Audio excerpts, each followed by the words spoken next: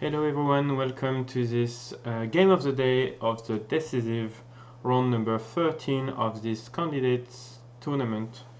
Um, the tournament situation is as follows. Jan Nepomniachtchi is playing against MVL. He is half a point ahead of Anish Giri, who is facing with black Alexander Grischuk, also a Russian player.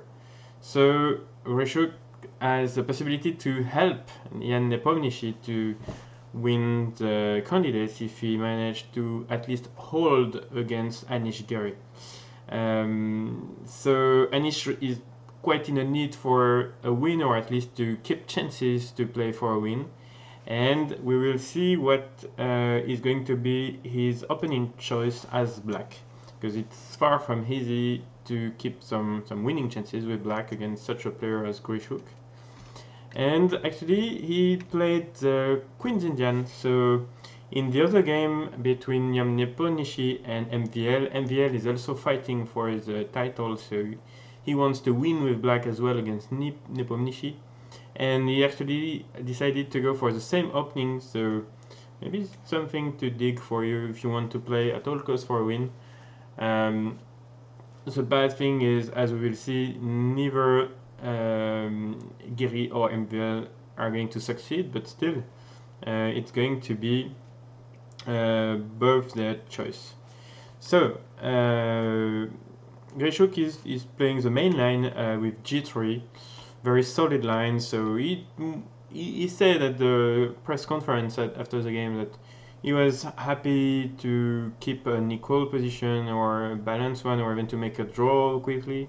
He was okay with that because he's no longer playing for anything in the tournament, and he doesn't want to risk everything in this game. But still, if Giri is pushing too hard, then he is going to be there to play for a win at the end. So he's playing a solid system, waiting for Giri to tempt something in this game.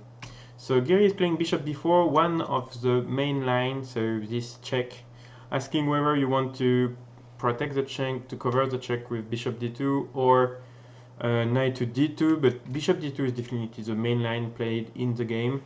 And here, in some cases, in a lot of games, black went back on e7. So they didn't go on b4 for nothing on the previous move. They consider that the bishop on d2 is somehow less strong than on c1, or it's clearly misplaced. The first reason is sometimes it can be under attack of the knight coming to e4, and also it makes his life harder to go on a fianchetto, for example. Usually he may want to, instead of bishop c3, play b3, bishop c1, but here the bishop would be on c3, which is quite unusual for the bishop, and that would also come on the attack of the knight on e4. That's for this line with bishop e7. So bishop b4 check wasn't a bad idea.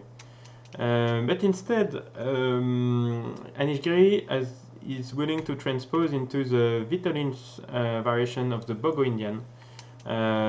Quite a different move order, but the same position arises after c takes b4. So both players castled, and we can have a short look at this position. As we can see, the pawn on b4 is quite odd. It's the only opening where I know that a pawn is coming to b4 from the c file with black. So it's quite a strange position, because black has a queenside majority, but white has an extra pawn on the center, so it tends to favor white. But still, the main thing is Anish Giri is trying to keep an unbalanced position asymmetrical. And I think he's doing one of the right thing to do it. So this is an interesting variation, and black managed to win some games with this line, so why not? The results are pretty good, and there is still theory. So I think Anish Giri was prepared until this point, because he started to think after knight bd2 from Alexander Grischuk. I know that some books I read are recommending to play with queen d3 instead, because one of the most important square of the position is the e4 square. So you more or less want to be able to play with knight d2 on the next move and be able to push e4 very quickly. So this is a very natural attempt by white that had many players that chose it. And for example, after e5, you more or less want to make the bishop on g2 being able to protect the pawn on e4 because rook e8 is coming. Some things like knight d7 and knight c5 once you take on d4. And the theory goes knight e1, so e4 is protected, and the knight heads toward d4, toward c2, sorry, from where it can either take back on d4 or sometimes take on b4 if this one is no longer protected, and also it can sometimes go to e3 and then d5. So a very natural maneuver for white. It's considered to be small edge for white, but not necessarily much. And also a3 is playable right away. Alexander Grischuk is going to do it later. So I won't consider a3 at move 9 here, but later during the game. So instead of queen d3, Alexander Grischuk has decided to go for knight bd2, simply developing, and after d6, very natural to play knight d7 on the next move. He has decided to go queen b3, attacking the pawn on b4, a5 of course, and now, only now, f3, a3. So here there is a choice for Anish Giri. He can take on a3 or he can protect the pawn. He decided to protect it. The reason is basically that after b takes a3, you still want to keep control over the b4 square. I mean, you don't want to take back with the rook, for example, because of knight a6 on knight b4, and the knight would be extremely strong on b4. So he would take back with the a pawn, and it covers the b4 square, and it also allows white to follow with rook a b1 with some pressure on the weak b6 pawn. So it's easy to organize something against this pawn, and black is just slightly worse. So instead, knight a6 was played to keep the pawn on b4 under protection, but so of course white is not willing to take on b4 because the knight would come immediately with great effect on b4, so it would be a weak square for white now. So he has played knight d1, rook fd1, sorry, and queen e7. And this is quite a classical position because already 30 years ago Garry Kasparov played this exact same position against Lev Podlugaevsky in Paris 1992. And instead of knight e1 played by Alexander Grischuk, the great Garry Kasparov played knight h4 with some similar ideas. He wanted to trade the light square bishop and to do something with the knight. And he took back with the knight on g2, and after queen d3, so once again the queen is going to d3, enabling white to go e4 on the next move. E4 was played, e5, f3, protecting everything and intending to bring the knight toward e3, knight e6. These are similar ideas to what we're going to see in that game, and Kasparov had won this game against Lev Podlugaevsky, so I'm not sure Grischuk knew this exact game, but still there is chances for him to know some important game played by Kasparov some years ago. So instead he chose knight e1, so it is slightly different because after bishop takes g2, he doesn't want to take back with the knight. It would transpose into Kasparov's game. He takes back with the king on g2, and here Anish is playing clearly for some attacking ideas. He played h5, so intending to follow at some point maybe with h4, even if it will never be played in the game. And we can see Grischuk's idea is bringing the knight towards c2, attacking the pawn on b4. So now the threat is to take on b4. That's why Anish Giri decided to take on a3. He doesn't have a choice anymore. So rook b8 was played, defending the pawn on b6, e4, controlling the center, e5 to prevent e5 by white. Among white ideas, it was one of them. Queen d3. To once again, the queen is great there to protect the pawn on e4. You don't want to see something like e takes d4 and knight takes e4. So I feel it's a right square for the queen. But still, I think Anish Giri could have made a draw here, or at least kept a completely equal position with e takes d4 there. If you take back with the knight, the problem is knight c5 attacking the pawn on e4, and you will be able to take it even after knight f5 attacking the queen with check, so queen b7 and queen e3, knight takes e4. I feel it cannot lead to a draw if, for example, if white takes everything on e4, then knight takes d6, knight takes queen, rook takes, and everything is going to get traded, and it's just a draw. And instead, if white prefers to take back with the queen, not to be under attack of the knight coming to c5, then f3 is playable, of course, but even there, it doesn't feel like white has enough for an edge, so I'm not sure. Anish Giri was agreeing with me there, but computers tends to think that it's fully okay for black. So he could have done something like this. Instead, knight c7 wasn't maybe the most accurate move.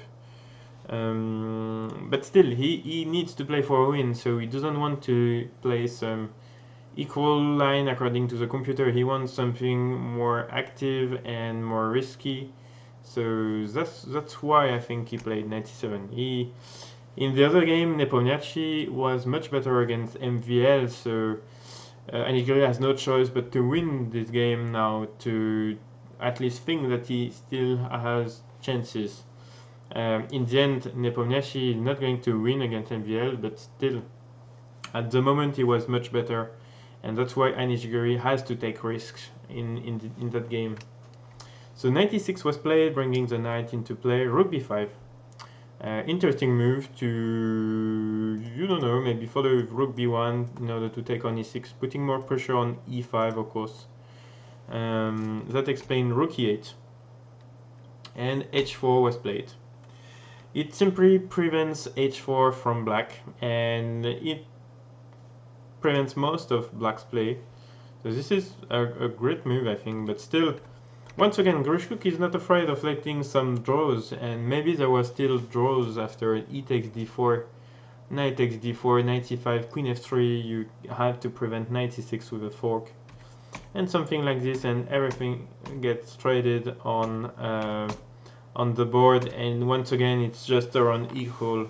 The knight on c5 is great, the pawn on b6 is a bit weak, but so is the pawn on c4. This will merely lead to a draw after e takes d4.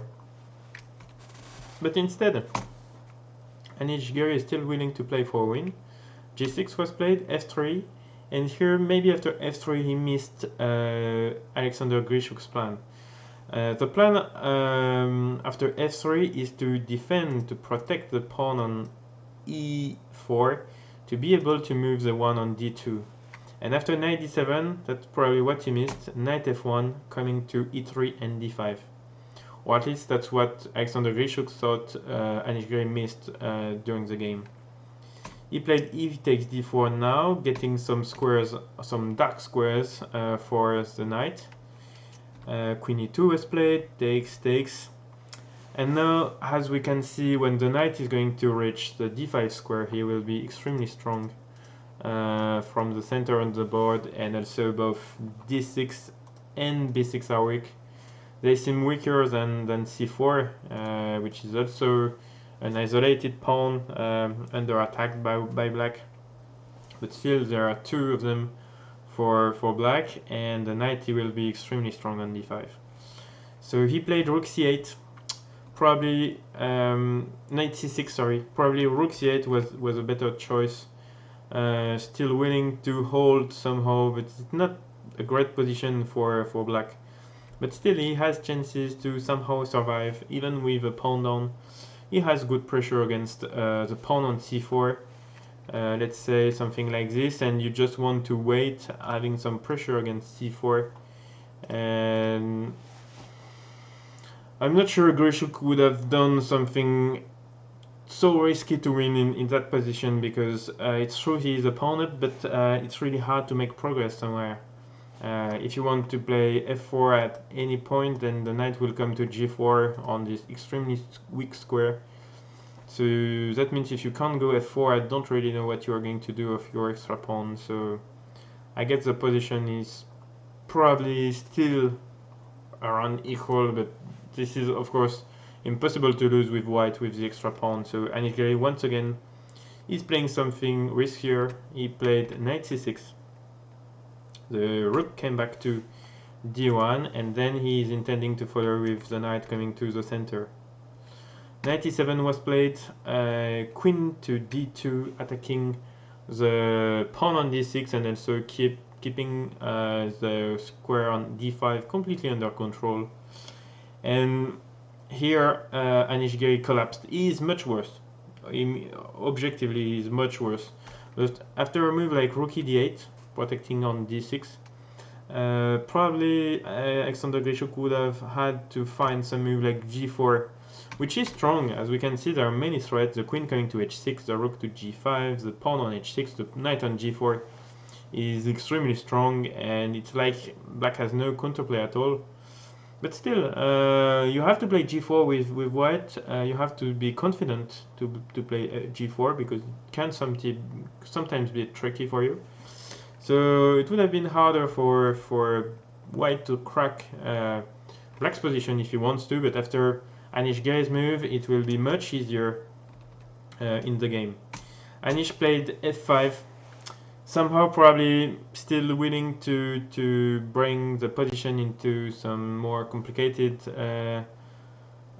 ways for Grischuk to hold, but still this move is quite bad.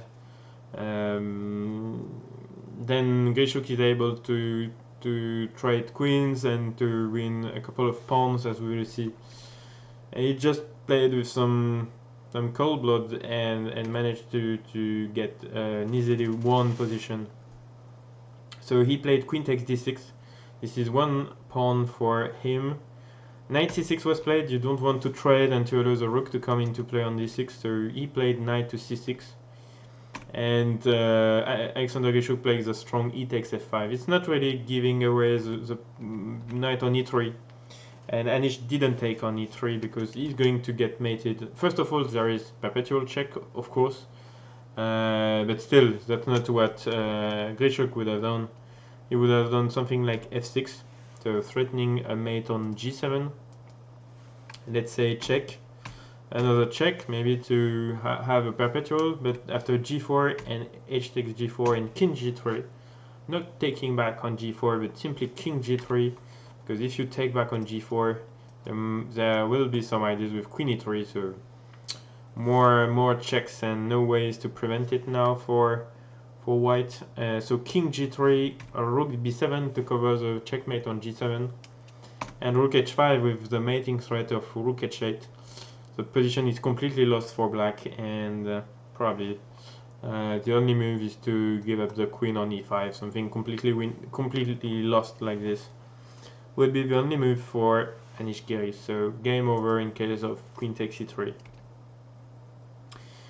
Instead, he took back on f5, and the rest is quite irrelevant because he could have taken on an f5 with the knight. This was strong for white. Objectively, there is nothing for black, but he also took on e6 with check, and then the pawn on f5. And then this is two extra pawns, and also both the pawns on b6 and h5 are weak. So it's clearly too much for black to hold. And white's only task is to trade the rooks, for example, and get into the endgame. So that's why he played rook d6. Then simply rook d4, protecting the pawn on c4.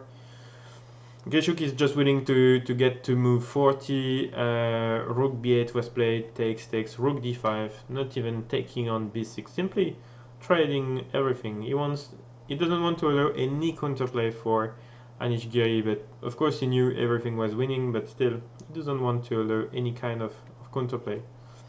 Rook takes d5, c takes d5. I think around there Nepo agreed on a draw against MVL, thinking that Anish Giri has no chance to hold, and thus qualifying him for the World Championship, winning the candidates. And indeed, Anish Giri is not going to hold this endgame. There are 2 pawns in this knight endgames, and the only thing you need to do is to bring the king toward the center to improve your position with white. So that explains why Grischuk once again is not going for the complicated lines, let's say, even if it's not complicated.